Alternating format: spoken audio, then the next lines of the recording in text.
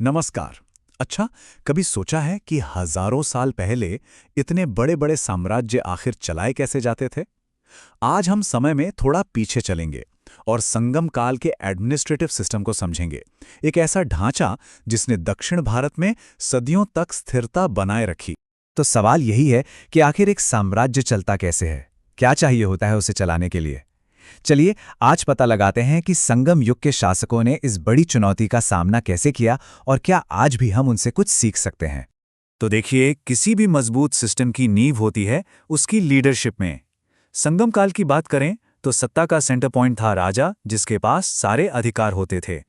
राजा ही समझिए पूरे एडमिनिस्ट्रेशन की धुरी था। उसे कोन, वेंदन और इरेवन जैसे कई शानदार नामों से जाना जाता था। और हाँ, गद्दी पर कौन बैठेगा ये भी तय था। राजा का सबसे बड़ा बेटा ही अगला शासक बनता था। इससे पावर ट्रांसफर काफी हद तक स्टेबल रहता था। और ये सब हमें पता कैसे चलता है? उस जमाने के जो ऐतिहासिक सबूत मिलते हैं उनसे एक साफ तस्वीर सामने आती है। वो दिखाते हैं कि राजा और उसके अधिकारियों के बीच एक बहुत ही ऑर्गेनाइज्ड सिस्टम था, जो इस शक्तिशाली एडमिनिस्ट्रेटिव मॉडल की नींव था। लेकिन एक मिनट, क्या एक अकेला राजा ही पूरा साम्राज्य चला सकता था? बिल्कुल नहीं। उसे सलाह और सपोर्ट की जरूरत तो पड़ती ही होगी। और यहीं पर संगम एडमिनिस्ट्रेशन की एक बहुत ही खास बात सामने आती है। ये एक बहुत जरूरी सवाल है। क्या राजा जो चाहे वो कर सकता था या उसकी पावर पर कोई रोक टोक, कोई कंट्रोल था? संगम सिस्टम के पास इसका एक बड़ा ही दिलचस्प जवाब है। और जवाब था आयम पेरुंकुलु। इसका मतलब है 5 महान परिषदें। आप इसे आज के जमाने का कैबिनेट समझ सकते हैं, पर एक ट्विस्ट के साथ। ये सिर्फ सलाहकार नहीं थे, ये एक पावरफुल बॉडी थी जो राजा की शक्ति पर लगाम भी लगाती थी और राजकाज चलाने में उसकी मदद भी करती थी। तो इन 5 परिषदों में कौन कौन थे? देखिए, इसमें मंत्री थे, पुरोहित थे, दूसरे राज्यों में जाने वाले दूत थे, सेनापति थे और औरतों और जासूस भी थे। मतलब शासन का हर जरूरी पहलू कवर किया गया था ताकि सिस्टम एकदम स्मूथली चलता रहे।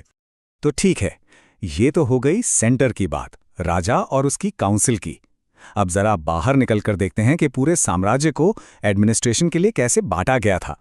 पूरे साम्राज्य को ना बड़े बड़े हिस्सों में बांटा गया था। इसमें जो सबसे बड़ी यूनिट थी उसे कहते थे मंडलम। आप इसे एक बड़े स्टेट की तरह मान सकते हैं।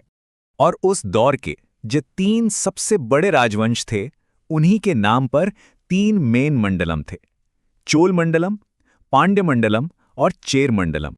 ठीक है, अब मंडलम से एक लेवल और नीचे आते हैं। मंडलम के अंदर होते थे नाडु, जिन्हें हम आज के प्रांत या प्रोविंस जैसा कुछ कह सकते हैं। इन नाडुओं को वंशानुगत प्रमुख चलाते थे, जिससे लोकल लेवल पर भी एक तरह की कंटिन्यूटी बनी रहती थी। देखिए, एडमिनिस्ट्रेशन का मतलब सिर्फ राजा और प्रांत नहीं होता। असली असर तो आम लोगों की जिंदगी पर पड़ता है। तो चलिए अब जमीनी हकीकत देखते हैं कि गांव शहर में क्या चल रहा था। जो हमें सबूत मिले हैं वो बताते हैं कि लोकल लेवल पर एडमिनिस्ट्रेशन कमाल का था। शहर और गांव बड़े ऑर्गेनाइज तरीके से चलते थे और सच पूछिए तो यही पूरे साम्राज्य की असली ताकत थे। और एक मजेदार बात देखिए, बस्तियों को भी उनके साइज और उम्र के हिसाब से नाम दिए गए थे।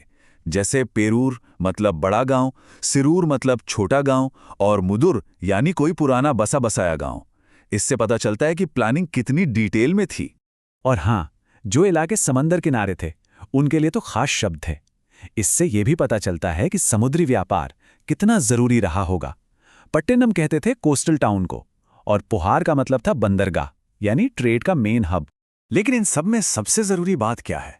वो ये कि इस पूरे विशाल सिस्टम की जो बुनियाद थी, जो सबसे फंडामेंटल यूनिट थी, वो था गांव।